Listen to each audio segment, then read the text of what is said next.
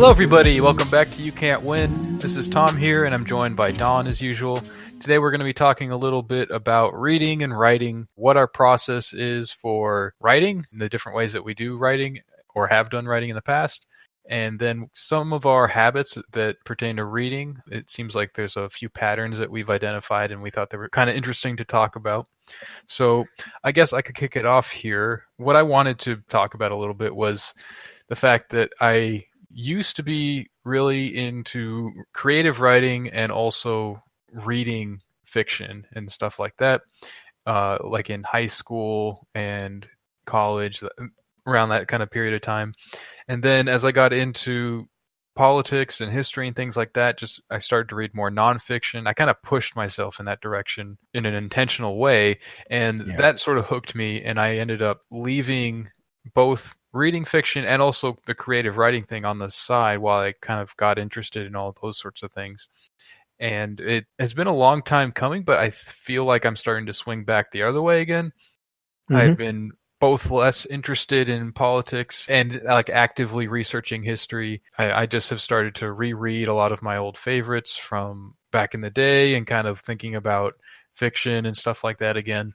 And I have even been considering getting back into writing myself. So, yeah, I mean, I never really wrote a lot of like nonfiction, I suppose, outside of school. But yeah, I don't know. That's just sort of what's going on with me. And I thought it was sort of interesting to notice that it seemed like one thing supplanted the other, and I was never interested in both things like in an active way at the same time. Yeah. And I don't know. I just was wondering what was up with that. I didn't really even have a specific idea about why that might be the case, but it did seem kind of notable, I guess.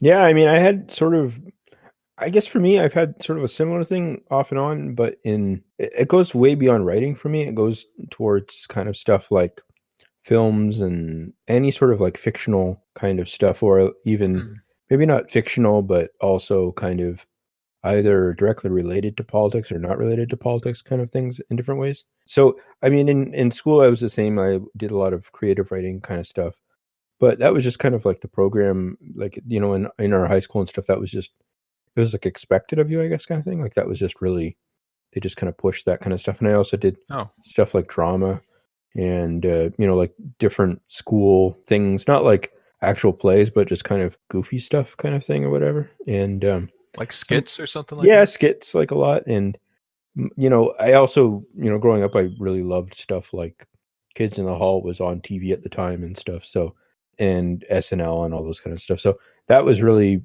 I just love that kind of stuff a lot. And then I would say when I went to university, I had like a few years where I just was like, I'm just going to watch every old movie now kind of thing, you know, which I guess is pretty typical, but I would just do it like a few a day or something like that kind of thing, just really burn through a bunch of movies.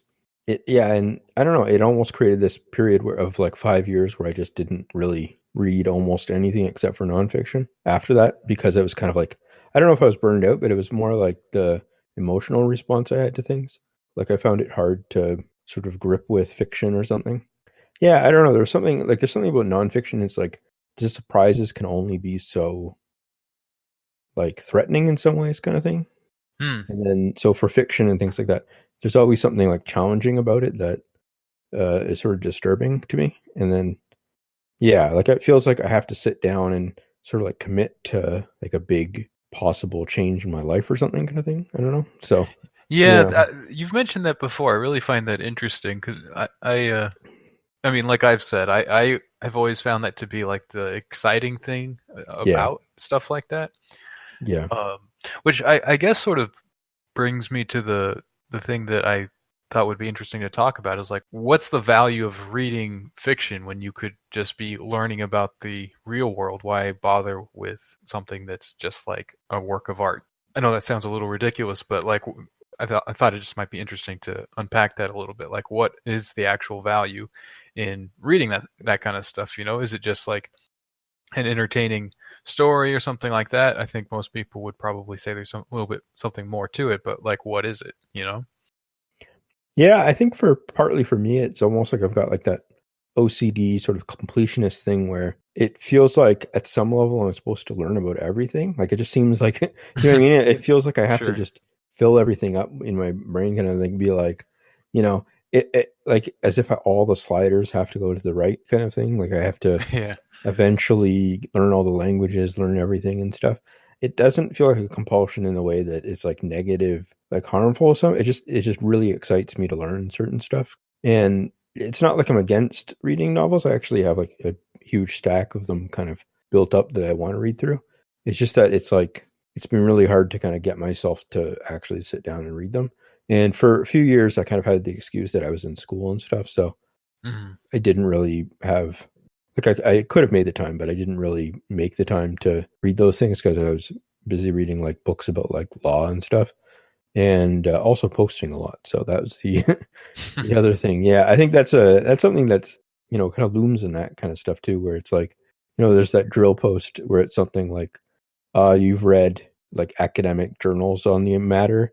I have read hundreds of thousands of posts or something like that kind of thing, like that one. Right. It's Yeah. it's like it really is like there is something strange about that where it's hard to say that if creative writing it's hard to say I haven't been because I've been writing a lot of like little jokes. I guess I think that counts at some level, and then there's like Yeah.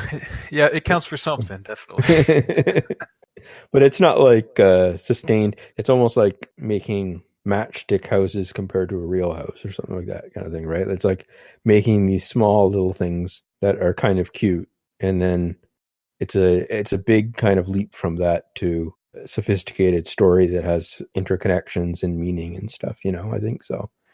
Yeah, Yeah. Yeah. I think there's a lot of things in common with quote unquote like serious writing where you have something you're trying to express to people and you want that to sort of be talked about or just understood by other people and to have that kind of like circulate, whether it's just like a little silly idea or some kind of big grand concept or something like that you might put into like a novel or whatever. But yeah, obviously there's a difference in terms of scope, I guess, or like seriousness. Like maybe yeah, although people write novels that are just silly things too, right? Like yeah, a lot of genre fiction is kind of like that, and people enjoy reading it. And that's never been my thing, but I've always found it sort of interesting in like a curious kind of way that people seem to really get a lot out of that kind of stuff, yeah, even when it is seemingly like inconsequential writing. Like it's just a story yeah, about something that happens. You can already sort of guess what's going to go on when you start reading it. Maybe there's like a twist to it that makes it a little bit different than most other books or something. But yeah, I don't know. I think that's interesting that catches people because that's to me says something about just the form itself has some kind of value. yeah. I think there is something. It's almost like to me. I mean, the way that I look at it is for novels and stuff. It's almost like it's very similar to the way that like philosophy books try to kind of like set up a certain, like I think of it like in terms of like an architecture or something, that kind of thing, where you kind Hmm. of you're setting up all of these points in a row, and then the general effect of it and the like specific like their interconnection creates that kind of effect that is sort of valuable in itself and a bit beyond the individual points or something like that. So I can kind of wrap my head around that, but it's hard for me to imagine, like even just for writing in terms of process, like I can't I find it really hard to rewrite things. And that's really Really? yeah. I can't like if any tweet I've written is like something I do in 2 seconds and just fire off. And I can't sit there and like work on it kind of thing. I have to just almost anything like the stuff that I write for different people like Harper's and stuff tends to be something that I think about for a while and then I write really quickly and then I kind of edit it a bit, but we have to go back and forth a few times and it takes me a long time to kind of do that because I don't have those skills yet really in a lot of ways, like working through drafts as much. I find it really, really nerve wracking sometimes. I know that's like the opposite of the way that most things are written. So even with my work in university, I kind of promised myself that I would, at the end of the day, get better at rewriting things. And that never happened, really. I got everything was last minute, just not, yeah. I mean, there was a few things I wrote that I wrote maybe like half of it ahead of time kind of thing. And then the other half was like last minute. And that was just because it got kind of thing. And those ones, I did well on all of them. It's not like, at the end of the day, I did fine. It's not like I was handing in garbage in like a complete sense. It was just, but it still wasn't like, you know, and that's something that I kind of want to. Well, I feel like I have to work at if I want to try to make money from writing in the future and stuff. So yeah. I have often found that rewriting or editing is something that I enjoy almost more than the actual, like the first draft. Oh When yeah. it, whether it's like a creative thing or just like a paper that I'm writing, like if I was writing for school or something like that, I really like tweaking the Yeah. words and the sentences and trying to just get it to a very fine-tuned, efficient piece of writing. Yeah. I find it painful to write, like when I'm actually typing things out or whatever. A lot of the times I'm holding my breath while I'm writing and just like really tensed up. So it's a bad feeling. So I kind of like get it out of the way quickly and then move on. Yeah. So when I have to, but the thing is that that's also why I tend to, if I'm writing like a paper for school or something like that, I would tend to write really late at night or like, a few hours before, because then I could kind of suspend my anxiety enough to just push through it kind of thing. I mean, that's pretty common too for a lot of people in university. I think they kind of do that. They wait last minute like that and just kind of burn through it. But yeah, I kind of take it to a pretty big extreme on that kind of stuff. So, but it's not great for that. It's also not good for wanting to explore for new projects kind of thing. Like it doesn't Mm. really drive me to email a bunch of editors and say, here's some ideas, especially because like at least half of them will get shot down probably. Like, no, and those are if they were like pretty solid ideas and the people knew me well and stuff. So, like it's one of those games where it's like you just really need to generate a lot of ideas and then only a few kind of get through kind of thing. That's just how it works. Yeah. But Yeah. Yeah. Do you do a lot of planning? Like if you have, like when you were in university where you had an essay to write or something, did you outline stuff? Did you plan things yeah, out? Was that similarly painful as the writing, or was that sort of like a different experience? so it was a bit irritating, but it was a bit different because it was almost like avoiding doing the work. So it was okay. Hmm. It was like, I'm going to work on this outline kind of stuff for a bit and maybe do a bit of reading. What ends up usually happening is that I would read one or two books too much kind of thing. Like you're supposed to kind of, for like history related kind of things or like politics, you're supposed to kind of read like a large amount of material and then kind of assess it and then figure out where you want to move from there kind of thing, I guess, right? Like instead I would kind of read one book all the way through and then a few others like a bit kind of thing. Like I was still doing a fair amount of work, but I was doing it in a very inefficient way so that when I got to the crunch time, I was kind of like skimming articles here and there and stuff, like not really, it's not systematic and stuff. And it's kind of one of those things where that's fine and that's how like students probably do it a lot, but it's like not actually what you should be doing. It's not like ideal, you know what I mean? So I guess that's the way you learn it, but you learn that that's not ideal by not doing it, by doing it the wrong way. Yeah, But that's kind of how I did it. yeah, but I feel like I'm, old enough and I've got enough experience in these kind of things that I should be kind of doing it the right way moving forward or something, that kind of thing. I'm like, instead of just kind of half-assing it. And I think I kind of started looking at like stuff like a book project or like some writing things that are more serious and stuff as kind of a testing ground for that to see if I can kind of wrap my mind around doing that kind of stuff without having the sort of like fake school deadlines and all that kind of stuff. So Hmm. that's hard to think through though. I don't know. Yeah. Yeah, I have I've never been able to, in terms of like creative writing, write a really long thing. Yeah. The longer stuff that I've written has been like essays and stuff, and I've been able to kind of wing it a little bit. The research I kind of do, just like I can kind of plow through a book. Maybe I'll make some notes about like certain pages where I know I'm going to want to go back to that, but I tend just to like, if it's within a few weeks, I can kind of remember exactly what was in the book and what I needed from it and Yeah. stuff. So I've been able to kind of cheat my way through that kind of stuff. But I have some ideas that I'm kind of working on that I think could probably work for like a longer creative writing sort Yeah. of thing. And I wanted to like take a swing at it. So I have been reading books about how to structure novels and things like Hmm. that, just to I don't know. I feel like I don't know how to do that. So even if it doesn't even go anywhere, if I don't end up doing it, it's been fun reading this stuff. Anytime I'm watching a movie or reading a book or something now, I'm sort of thinking about like, oh, well, this is the thing he was talking about with the plot structure and blah blah blah. That kind of stuff. Yeah, and I think we're both young enough too that we could, like, even if things we don't use in the next 5 years or something like that, we might down the road or something. So yeah. Yeah, I mean, all my favorite writers didn't get published until at least like mid-30s, so I got a couple years. Yeah.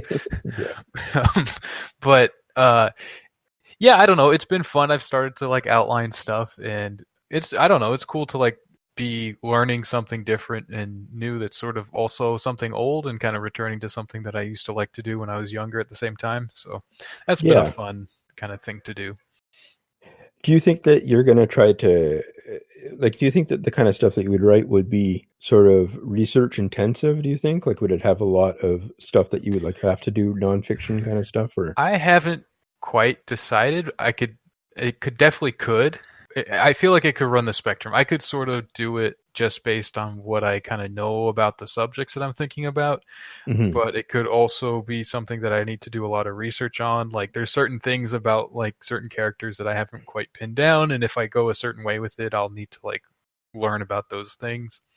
Yeah. I could take like a middle ground and just not worry about certain details as much and stuff, and just kind of do what works for the story, not worry about the details. But I know that I always appreciate stuff in books when it is true to life, even if it doesn't need to be. Just it sort of adds a bit of depth, and you actually like learn something about the way the world is or the way the world works or whatever. So like one thing that struck me when I was reading Gravity's Rainbow recently was there's this discussion of the Phoebus cartel, which was like the light bulb cartel in the 30s, I think it was 20s or 30s, that set like these were all like the light bulb producers in the world. They all agreed to create like that planned obsolescence for light bulbs, that they would all die out after a couple years, whereas previously light bulbs would pretty much last not forever, but they had a pretty significant longevity and lifespan, and they decided, you know what, it'd make us a lot more money if we decided to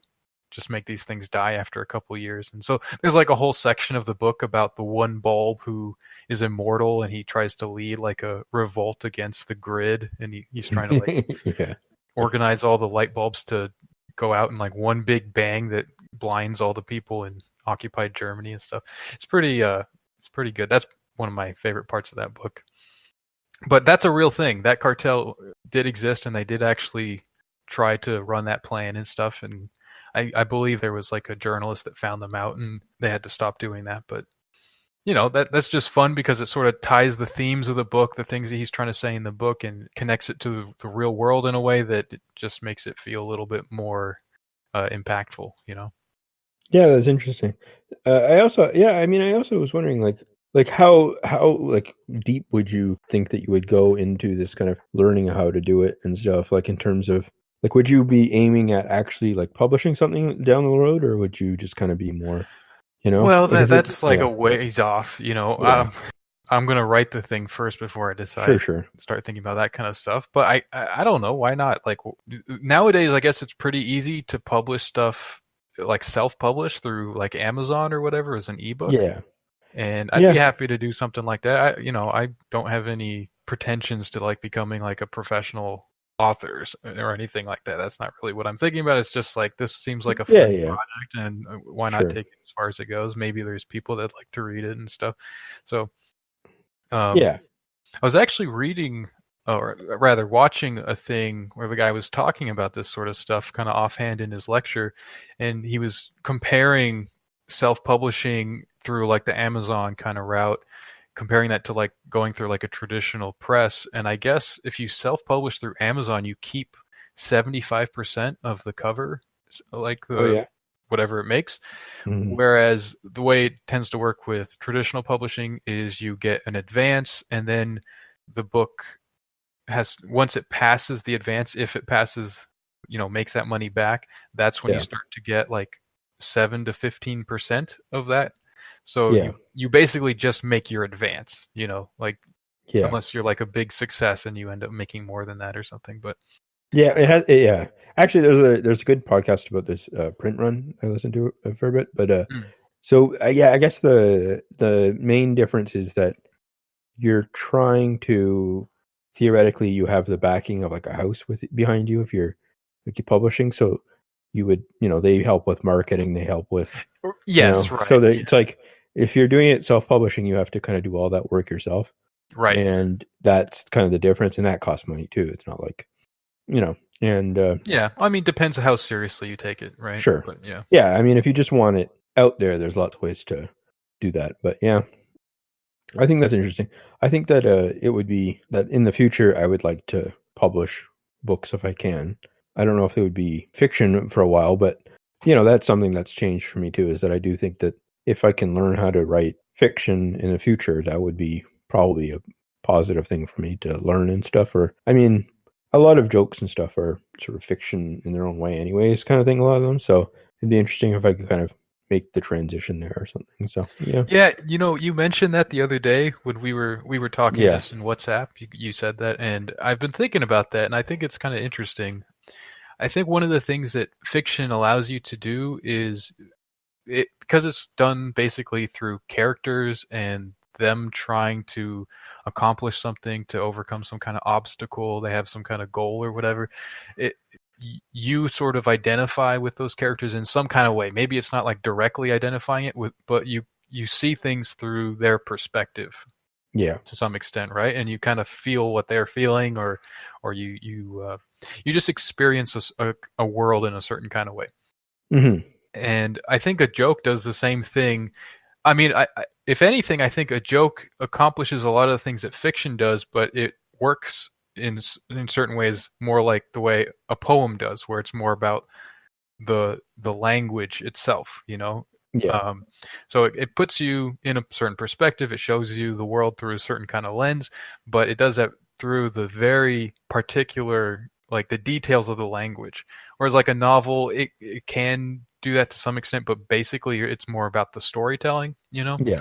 So I think that's really what I've been learning about lately. Reading this kind of stuff is what storytelling is about and how it works and stuff. And that's not something I've ever focused on when I was younger. I was more like kind of like aspiring to be some kind of like great like writer, like the ones I was reading that wrote these like amazing sentences and that kind of stuff. And that sort of thing. And that's not as interesting to me now as just effective writing. It doesn't matter if it like looks smart or has all these big ideas, although I do kind of want to get into interesting ideas, but to me I'm more interested in this like storytelling aspect to it, because I think that's like a good tool to have in your belt.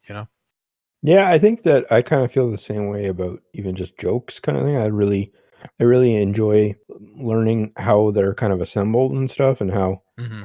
and I don't know. I think there's a lot of when we had Brian on Big Kevin, he kind of mentioned a few things about this that I think are kind of really interesting to think about, kind of stuff that he said that, the way that they're taught for certain improv things is you start off with kind of like your first unique idea or something like that kind of thing. They generate like a scene and then they kind of create this first thing that they kind of grab their claws into the first thing that's a bit different.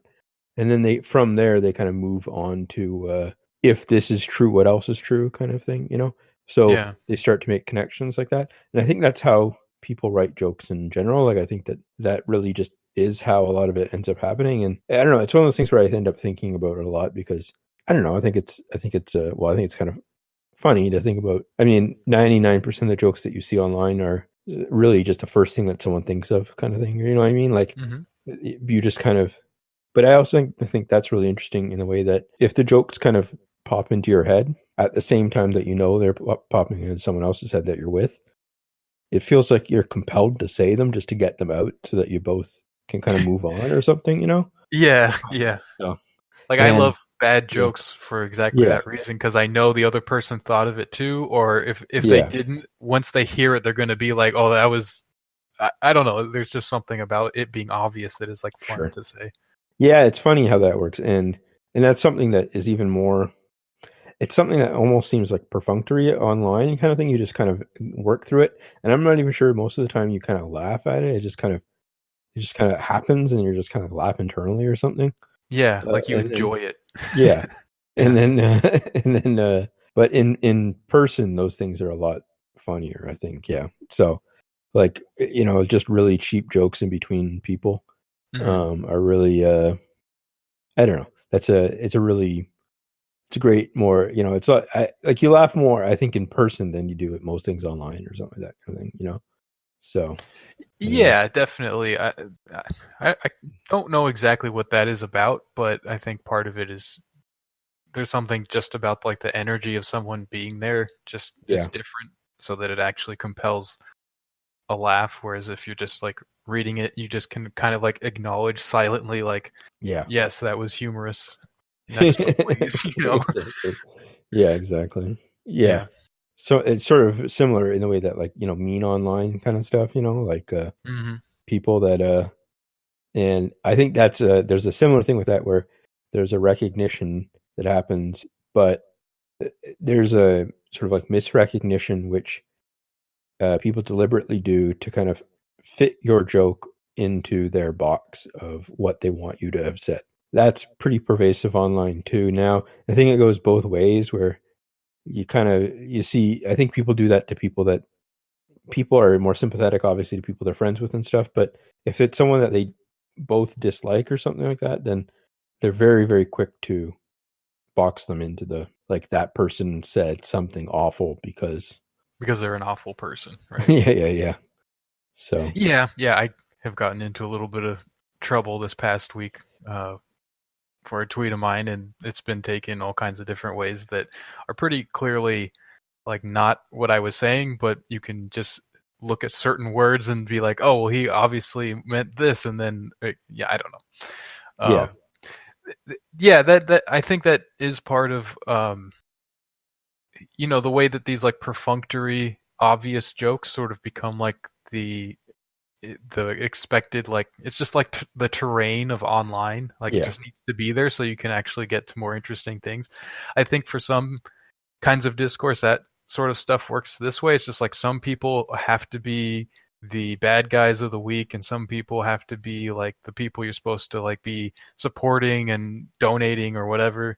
yeah, It just becomes like this sort of like ongoing drama, and it just has to be somebody. It doesn't really even matter what the specific topic is or what it is. It's more about the interplay of the people, the little social circles that form online and how they work themselves out. And that's all fine and dandy. I really don't care. It's one of those things where it's like the old Tyler the Creator tweet, just close your eyes and it disappears. yeah. But it is kind of interesting. I think the thing that's interesting to me is that you kind of said there's kind of like that baseline of stuff you just expect there. And I think that I at least, I think you too, think in this way that if you're kind of messing with that at all, that's kind of like because you can kind of see that it's the baseline and that's just, you're not as dominated by it. You know what I mean? Like you can kind of play around with it a bit kind of thing. That Hmm. it's okay to do that, number one. Like it's okay to kind of play around and tell jokes that make fun of the cause of the week or something like that.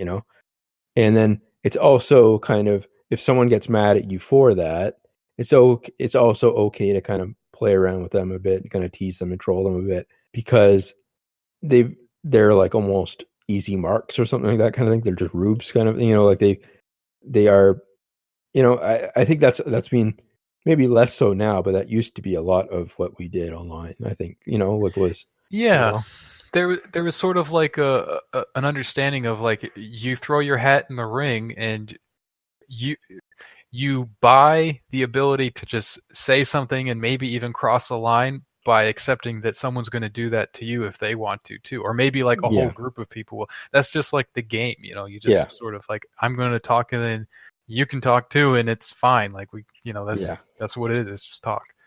But I feel like we're in I call it, like, like an age of mods kind of thing where that's tightening. And I feel like we're getting into the phase of people starting to close that up a bit and kind of be like, any sort of teasing people or joking around is somehow an attack on them and somehow an attack on different groups and stuff. And then, you're the bad guy now kind of thing, because you're, making fun of causes that are, and And then it gets into that thing that we've talked about before about the chain of causation to people dying kind of thing. Like it's where you somehow, because you've told a joke that they don't like, it's somehow connected in some grand cosmic thing to like, this is a real problem and people are dying kind of thing, like, I don't know. So I Yeah, find it very bizarre, but yeah. that is always very strange because if you circle all the way back around, it comes back to that person who thinks people are dying, and their response to it is, I need to tweet to this person so that they understand. That's the priority Yeah. that I'm taking here. This is what's important right now. People are dying. You, random person on the internet, need to understand that. It's just like, that's not accomplishing anything. You're sort of yeah, but that's online for you. That's the fun and games of it. It's just one of those things, though. Like I tend to find that when I am not paying attention to Twitter for like long periods of time, like if I for a couple weeks or something, I'm not really reading the timeline, I'm not really keeping up on everything, and I come back to it.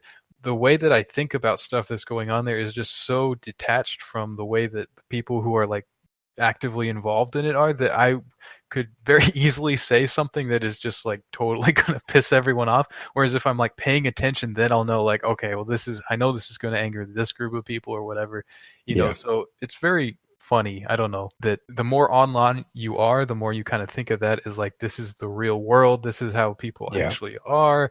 And then someone says something that you think is like totally outrageous, and your response is like, doesn't this person understand the way the world works? And it might be that they do, and that's not really it's not that person that doesn't get it. But yeah, it is amazing how I find, and it's usually, I find people get the angriest when they are very clearly just want to be angry at something. It's those situations where they've created the problem themselves by attributing views to people and kind of running with it. And I feel like that's pretty good evidence to me that it has nothing really to do with the posting itself, kind of thing. It's like just someone being like, I have this emotion now, so I have to do this online and stuff. I don't know. yeah, I feel like seeking it's to not, escalate it for no reason. yeah. I mean, I'm sure I do that too. Like, I can tell that sometimes I get in moods where I'm just making angry posts about people that, but yeah, I don't know. It's, I try to catch myself. I know I do that too. I mean, probably the other direction that it mostly goes. Like, instead of thinking someone is being problematic, I'm probably thinking someone's being like a really whiny, woke, whatever kind of a thing, when maybe they're not. Maybe they're just telling a joke. Like, sometimes I can't really tell the difference between that. And I understand that goes the other way, and I try to be charitable. It's like, okay, yeah, I can understand why someone would get upset by this and think that I'm being an asshole or something like that. But it's, I don't know, it's just one of everyone just needs to calm down. You know what I mean? That's really what it comes down to. Like, probably it would be a good idea if once a week, like one day a week, social media was just locked down and you couldn't use it. You had to find something else to do. Yeah. Although, I know that I feel like I know what the posts would be before and after, and it would be something like just totally like focused on the fact that things are getting shut down or something, and how that's somehow injustice or something. I don't know. Yeah.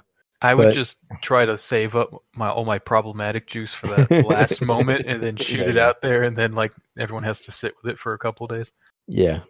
But something that you mentioned too was that it's kind of hard sometimes, because this pattern of thinking, or like, trying to come up with what people are actually meaning and stuff, it applies to people that you know really well too. Like, as you said, like, I think that like that's something that's kind of surprising to me too, that it really, you have to be kind of careful about what you're saying and stuff sometimes between people that you know pretty well, because we're so used to kind of parsing things in all different directions and trying to figure out what the meaning is of things, that sometimes it's hard to get what people are saying for real, kind of thing. And yeah, I find that hard sometimes. Yeah. So I don't know. The thing for me is, I have always been really, with my friends and stuff, I've always just been about like, we'll just say whatever, even like purposefully getting someone's goat, knowing that like that's part of, it's like a kind of a trust with the other person. Like, I know that you don't mean anything by this, so it's like, the worse it is, the more that I know that we're cool with each other, Yeah. So I've always been like that, like since I was a kid, and that's just been like a constant. And I don't think that that's even so weird. I think that's very common. Mhm. Maybe it's not, but I see that all the time. So I tend to think that that's just a normal thing. And part of that is that it's because it's between you and that other person, or you and that group of people, or whatever, right? Like it's a specific group of people. You can kind of understand what it's defined by that group of Sure. people. Online, it used to be kind of like that. You used to have certain forums, and you didn't really care about, like, a forum developed its own culture, or a chat group or whatever. Like they were still kind of defined by that group to some extent. But now it's sort of like on Twitter, Facebook, or whatever, YouTube, things are just open to anybody. So you can't really talk to just a group of people. You have to talk to everybody all the time. Like I always feel like this kind of stuff, it's like you're running for president all the time. Like everything Yeah. you say is going to go under the microscope, as if like you're trying to represent some kind of like political campaign or something. Yeah. So I think that's a bad thing. Like I don't know what the solution is, if there is such a thing as a solution for something like that, but you still have things like group DMs and WhatsApp groups and stuff like that, Discords, where people can kind of just talk to a group, and that's it. And I mean, if you want to, you can still do that out in public and just sort of be like, fuck off, I'm going to say what I want to, kind of thing. And I try to do that to some extent, but it's still like it gets in the way, even if you are willing to like just be like, I don't care. It's still there all the Sure. time. So Yeah. I actually think, if I'm going to be pretend brainy about this for a second, is that I think that, like, in psychoanalysis, like Freud, like Lacan would say that is what psychosis is that idea that you can't differentiate between who you're talking to, kind of thing. Like, you don't know if your audience is everyone or no one, and all that thing. That is like how a psychotic brain works, where it is trying to perform without like knowing, kind of like it can't narrow down and stuff. So that when people, like, I find, like, when you're say post something, like I posted something today about like philosophers, just like a joke, whatever, right? mm-hmm. Like you get like a dozen replies from people that make very, very small calculations. Like, I mean, very, very small. Like they'll say, well, no, this, like, they're making kind of very small additions to what you're saying, or corrections and stuff, right? But the process of like building that into your own mind, of like knowing that those people are going to say that thing when you post that kind of thing, like, you're going to get all those kind of replies, and you kind of have to build that into your own thinking, and it kind of like, if you think about it too much, you kind of shut down, kind of thing. I think that really is like it's like a mental illness kind of thing. I think that people that kind of become kind of like the big influencer accounts that are focused on criticizing things all the time and stuff, Mm-hmm. that is like psychotic thinking in like an actual, like, definitional way of watching, say, a movie and constantly criticizing it all the way through, looking for things that you want to correct or edit or insult or praise or anything like that, in a very kind of rigid way. I think that is like a dangerous way of thinking. So it's kind of like, I don't know. I think that's how it's like a very, very strange thing. And I feel like that is something that has accelerated because of like online stuff, because there is that back and forth that's so rapid. It is like creating, it honestly is, I think it is like generating a certain way of thinking that is not healthy at all. So, yeah. I think you're right. And I think for most people, it's a relatively minor thing. Yeah. It's not actually dangerous. If anything, it's just a little bit part of life. Like there's a lot of weird things that happen in life, right? Like Yeah. that's not the only Sure. thing that kind of mimics these sort of like aspects of mental illness or whatever. Yeah.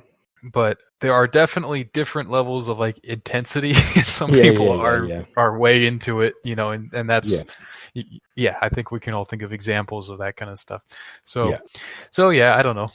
Just be wary. That's as usual. Sure.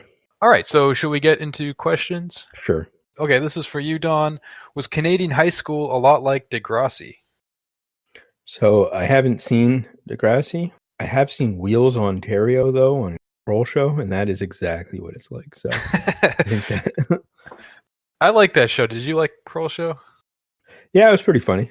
I Yeah. thought it was really hit and miss. Yeah. Certain skits like that one, that was a really good one. They I was like dying laughing, and then other ones I Yeah.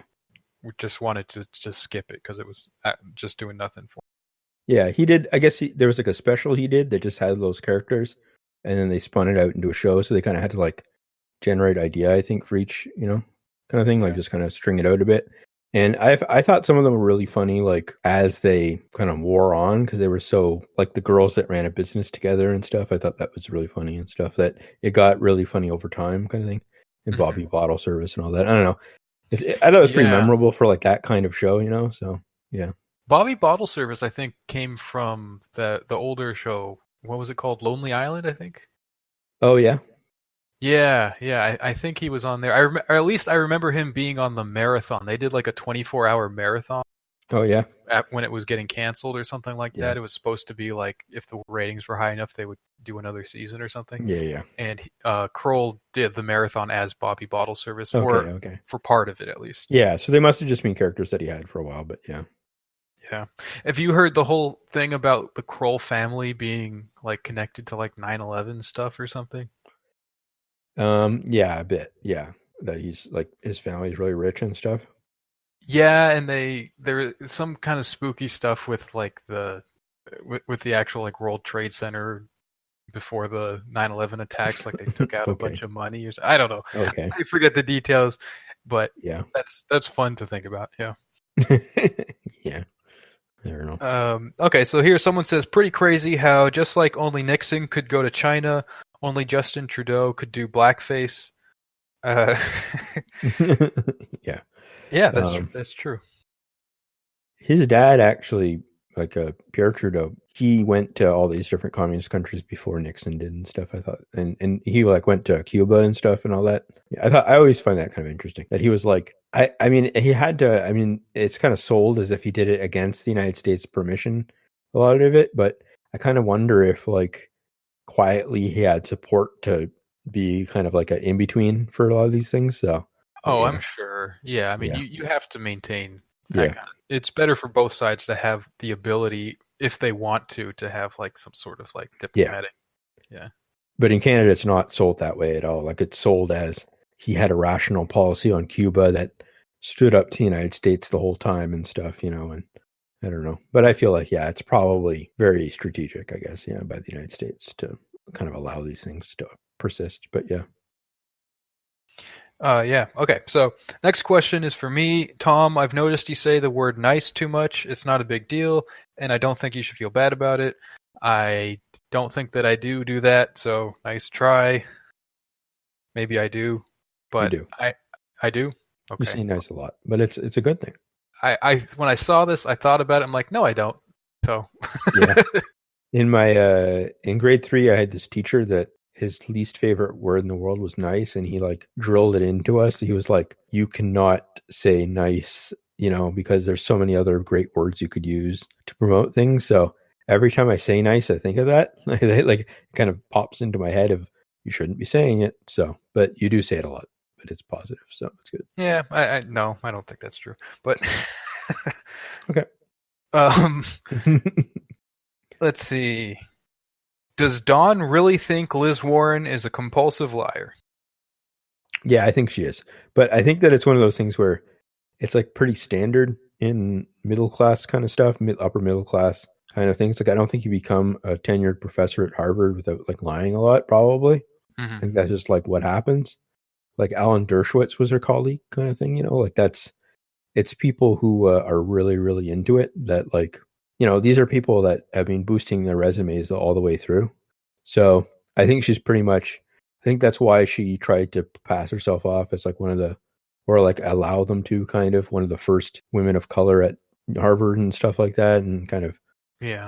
I think that's part of it. But I think that if you run for president, anyone that runs for president has to, I think at some level, think that they're put on the world to save people or something, Like I think that most people think that somehow they're the ones that can rechange, everything and fix everything. And I think that they just look at everyone around them as being like hapless and that they're the ones that can fix things. And so I think it's, I think you can go too hard on her for that kind of stuff because I'm not sure who would be running that doesn't kind of have that mentality. And the only person I could see that you might say otherwise would be like Bernie or something, which I still think he does have that a fair amount. But Yeah, I I think do too. yeah. I think that the difference for Bernie is that he's very much still in that kind of oppositional mode where it's kind of just, why don't we have the good things? I don't understand, kind of thing, where it's just never been tested by being in power for 4 or 5 years, you know? Like he's never been, I mean, like he was mayor, but he wasn't like governor of New York or something, right? Like he's never had to just like the whole benefit of him is that he's kind of being outside of power the whole time and might be able to launch himself in. But if he were like, if he had run in like any other state and actually had like a long career in like governing things, then there's no way he would be the same person he is now, kind of thing, right? Like, you know, because he would have had to make all these terrible deals, or he would have lost re-election because he couldn't get anything through, or something like that. You know, I don't know. I believe that pretty strongly. So yeah, that makes sense to me. I yeah, mean, there's also a difference between like someone being like that and like that doesn't make them like a good or bad person or yeah, whatever. Like their ideas are still and their policies they're trying to push. There's still a difference between them. You can prefer one to the other, etc. yeah, Like it doesn't mean that just because someone is like a sneaky politician means that they're all the same, you know? yeah. Yeah, I was, someone pointed this out to me, but I said this before, that like Mao said that Stalin was 70% good, 30% bad. So, you know, the politicians that we support should be, you know, if they're 30% bad, then that's fine. You know, if they're Sure. 70% good, you know, if Mao, you know, if Stalin was good enough for Mao at 70%, then I think that, you know, Warren should be good enough for us at 70%, I think. Yeah. Here's a question for me. How do you think, if Bernie wins, how do you think they take him out? And you know who the they is that I'm talking about. Okay. So you want me to answer? Or Yeah. That's for you. Yeah, I feel like I feel like it would be almost boring. They would just feed him too much pizza or something. They just, you know, they'd Yeah. slip a little bit of like some sort of oil into his food that gave him heart disease again or something. Yeah, that makes sense to me. I'm getting pretty optimistic that he might actually have a chance at the nomination, Yeah, just because of how poorly everyone else is looking. yeah, So yeah, I'm starting to think like, okay, so how do they JFK him? And I'm hoping that they pull out some kind of cool sci-fi stuff that they've been hiding from us, you know? yeah. That'd be And good. Yeah, just like the Mars attacks gun and just like vaporize them. You know yeah, what I mean? That would be awesome. yeah. That actually, him disappearing would be pretty, like Jimmy Hoffa kind of thing, would be pretty mental. Like that would be like, I don't know what people would do. They'd be like, you know, if he just disappeared completely and no one knew where he went or something, but they like had stolen him away or something. I feel like that would, you know, people wouldn't have any closure. They'd be like, I think that would be kind of cool actually to see what would happen, because like people He would becomes freak like a out. martyr, right? Yeah, but he would be a martyr, but also like people would be kind of iffy about electing, you know, like they would not know really who to put in his place or something, kind of thing, you know, because they'd be like, well, maybe he'll be back one day or something, kind of thing, you know, for like 5 years or so, and then eventually they'd be like, well, he's probably dead now. So Yeah. Yep, that would be interesting. yeah, Watch this like play out exactly as we've yeah, described. They were CIA. I knew it. yeah. Is the labor theory of value still a useful economic framework for thinking about exploitation? Is there something better? I'm going to hand this off to you. Yeah, I think that, you know, someone said that maybe a better way of putting it is just calling it like the law of value. Like it's like a mathematical truth. It's not it's like an analytic tool. It's not something that you're actually trying to produce prices with or something. Like you're trying to, like you look at things and you say, okay, for a certain amount of hours, a commodity that's mass produced and for sale on the market is going to have certain types of inputs that are labor, and you know, like you can measure exploitation as sort of like a fraction of that compared to its sale price and all that kind of stuff.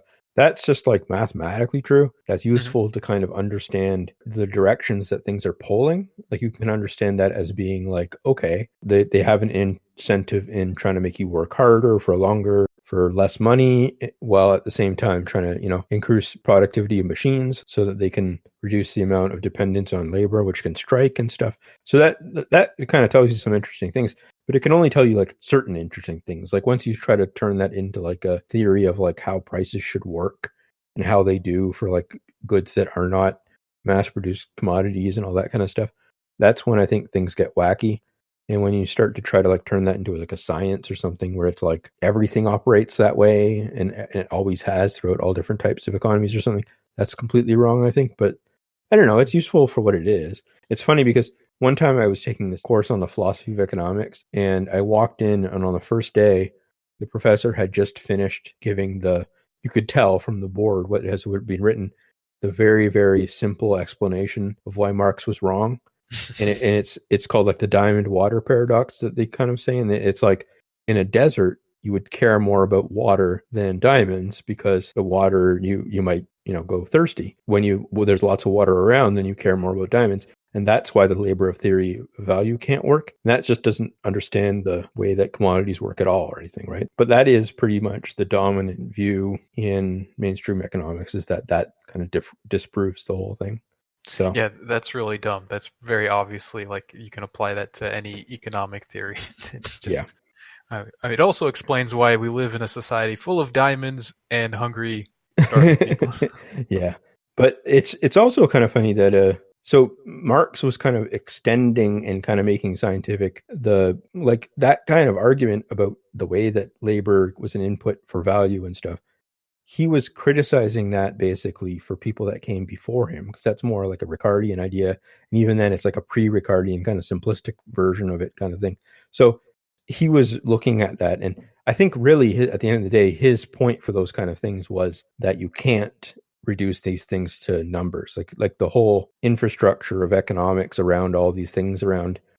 I mean, he didn't even know which direction it was going yet, but he kind of had an idea that it was just going to be so about calculation and, these very narrow mathematical kind of models and stuff.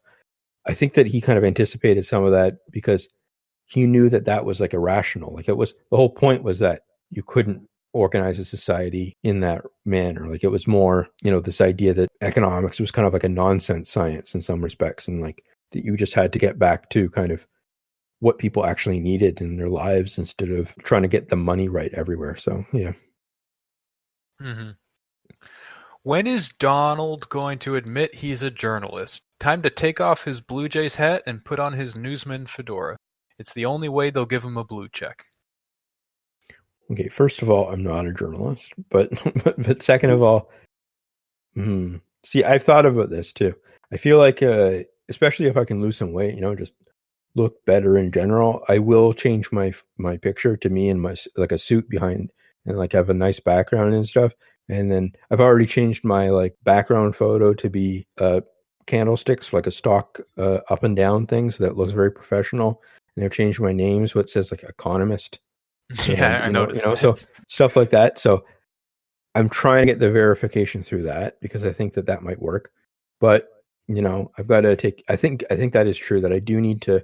I won't admit I'm a journalist, but I will maybe look at that photo of me in the suit that I get a professional to take, so that it looks like But I think I might even look at maybe I could like volunteer for the Wall Street Journal or something. I could just be like, I'll write an article a week for you guys for free if you like get me verified, and I can be like, I'm a Wall Street Journal journalist or something. And then that's fine, I guess. I'll admit that. And then, yeah, then I'll be cooking with gas because I'll have the blue check and I can be like, reply to Trump about something and then get like a book deal and stuff. It'd be awesome. Yeah, well, we're all rooting for you. Thanks. Okay, how much of what we know about North Korea is shaped by straight up CIA propaganda, and how much is like actual horror? So that's a difficult question to answer because obviously neither of us really know definitively. Yeah. But I guess we can kind of make some assumptions. I would expect that things are bad enough to not want to like actively. There are some people that kind of get invested in trying to like defend the North Korean state and the government as like an anti-imperialist good guy kind of a thing. I think it's one of those things like we've talked about other things where you can say like we shouldn't invade or harass or be hostile to or antagonistic to other countries just as like a rule, and that doesn't mean that we have to like defend specific policies and actions that those states are taking. Yeah, I feel like if you apply that level of criticism to the information that's coming out about North Korea, you should have to apply that just more generally kind of thing. Mm-hmm. Like if people are like, oh, just because they have banners up everywhere doesn't mean they're, because the trick that people try to pull is they say, well, America has flags lining the street. Is America a patriotic hellhole or something like that? Which is just, Yes. yes, yes. Yeah, I don't know. Like, they're arguing against like a far right person in their head kind of thing. Mm-hmm. And it's like, if they're just arguing against like a leftist, just random leftist person, then it all kind of like falls apart, pretty Yeah, easily. that's a good point. Yeah. Like, it's like this idea of, oh, well, they do have state ownership of, that's the thing to me, is that I feel like the actual ownership is almost like what it was in the late Soviet Union or something, where I feel like a lot of it is probably owned by like basically criminal networks kind of stuff, Yeah. Yeah. so, Definitely. and there might be like, there are certain things like markets that are like evolving and stuff, but I feel like it's already so, people have a few different jobs so that they can get by and stuff. And one of them is like their official job, and then there's like a non-official job, and that kind of stuff is happening. And the thing with like economics and stuff, like, to me, is that its value is just like, number one is that that's probably functional in some respects that we just don't understand because we're here, kind of thing. Like, there's probably like political economic reasons why it's like that, I guess. Mm-hmm. It would be hard to kind of fix easily, kind of thing. But at the same time, yeah, it's like, what would market economics even be worse about at that point, kind of thing, like, certain things, like if they could improve certain things about that economy, it's like, would anything even really be, just because it like transitions from one to the other, would it even really make a difference in any sort of real political way beyond just making it simpler for people's lives and stuff, like, what I mean? Like, it's not like, Yeah, yeah, like Central Asia underwent that. Like in the 90s, they became independent of the Soviet Union. When the Soviet Union collapsed, they became integrated into the world market, kind of adopted like a capitalist economy or whatever. But so much of what was bad about those places was just retained. Like yeah, even the actual leadership did not change. Like the individuals who were in power yeah, retained their power. Some of them are still in power. yeah, And so all the things that were bad stay the same. And some things did get worse, but that probably had a lot more to do with the fact that they weren't under the umbrella of the Soviet Union and operating under that thing. And now yeah, they were sort of, like, Russia was much weaker. And so it was just like bad for that camp generally. So it was just, I don't know, like, yeah, I do think that people tend to overplay sometimes the issue of, is it capitalist or is it yeah, socialist? Is it government controlled or whatever, that kind of stuff on both yeah, sides, left and right, sure, like right wingers do this too, where they want to just defend anything that's like a free market economy or whatever, that kind of stuff. yeah, yeah. I think that a more rational way to kind of look at it is to say, this particular region of Northeast Asia, which has like, I think it's like 25 million or something people, out of like a region that has like just China, Japan, and Korea, just those, three regions have what, like almost 2 billion people now, like the greater area, if you include maybe parts of like Vietnam and stuff like that. Do you know what I mean? Mm-hmm. Like that whole sort of like Sinosphere or whatever it's called, like that, it's so big that it's like, this is a tiny part of the whole equation, kind of thing. So yeah. Yeah, the other thing too is South Korea seems pretty hellish to me as well. Yeah. Like, Yeah. it seems like, given the choice, I think anyone would prefer to live in South Korea than North Korea. It just Yeah. seems to be that way. Like, there's not a lot of people like escaping into North Korea trying to get a job Yeah. there or whatever. But yeah, I would not want to live in either place unless I was like just well off and just set up, I guess. And even then, Yeah. like, it just seems like No. Yeah. pretty crazy.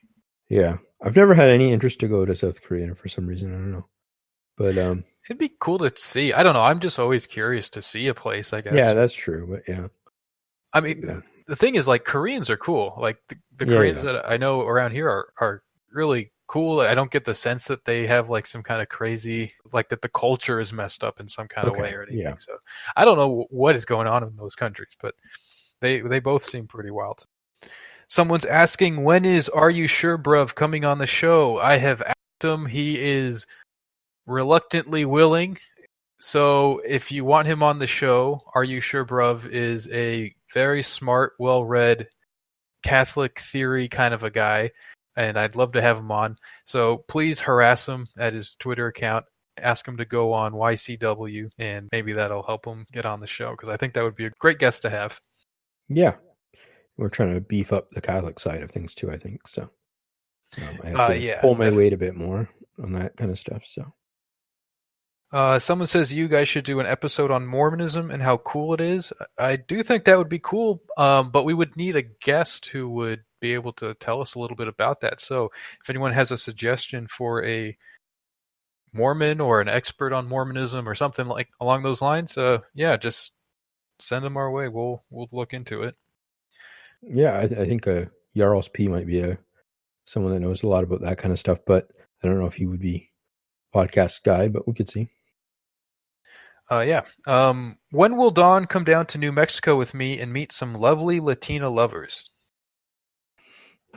Actually, I mean, I've been playing the Red Dead 2 a lot, and like learning stuff about the West in general, and it's pretty amazing. I don't know. So I think I'll book my flight soon and just check it out. All right. And last one here, I think. Do you guys read all the questions? I've asked some pretty bad ones, and they've all been answered so far. We do try to read all of them, but some of them are a little bit repetitious, like people have already asked similar ones, and we just haven't got the time to go to all of them, but we do make an effort to especially like go through the backlogs and stuff. We kind of, like right now I'm looking at 150 in the inbox. So we can't really get to every single one, but we definitely try. And I'm glad that we got to all of yours. That's nice to hear, even though you said they were bad ones. Yeah.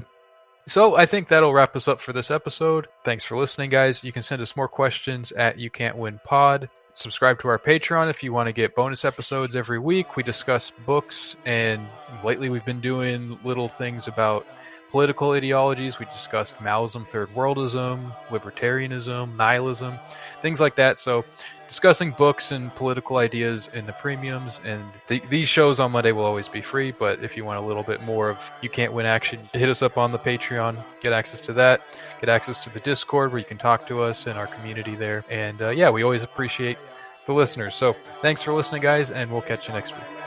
Thank you.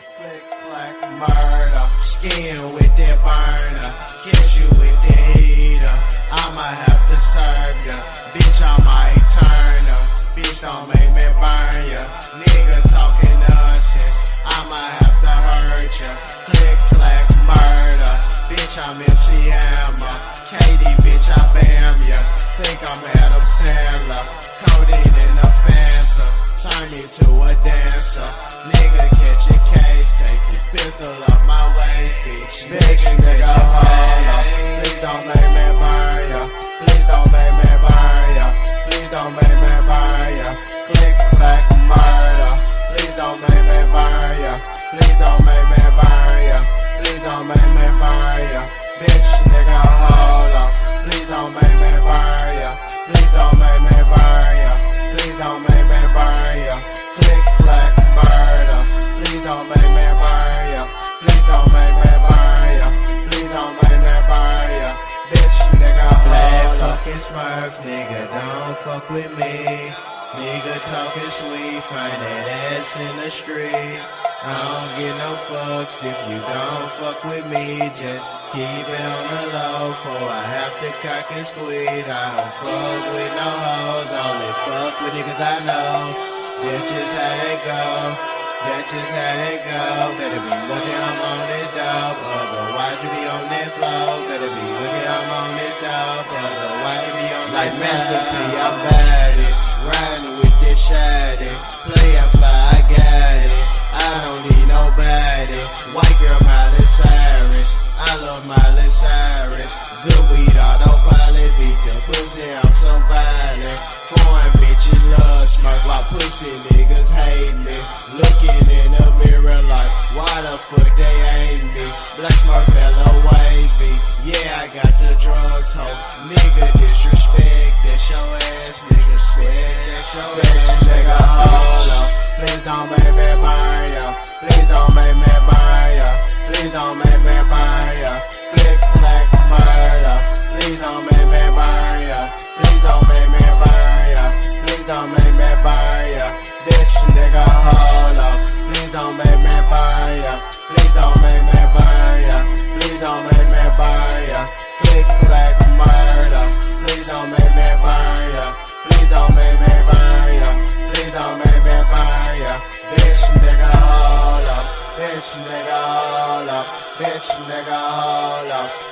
nigga, hold up. Bitch, nigga, hold up. Bitch, nigga, hold up. Bitch, nigga, hold up. Bitch, nigga, hold up. Bitch, nigga, hold up. Please don't make me burn ya. Bitch, nigga, hold up. Please don't make me burn ya. Bitch, nigga, hold up. Please don't make me burn ya. Bitch, nigga, hold up. Please don't make me burn ya. Bitch, nigga, hold up.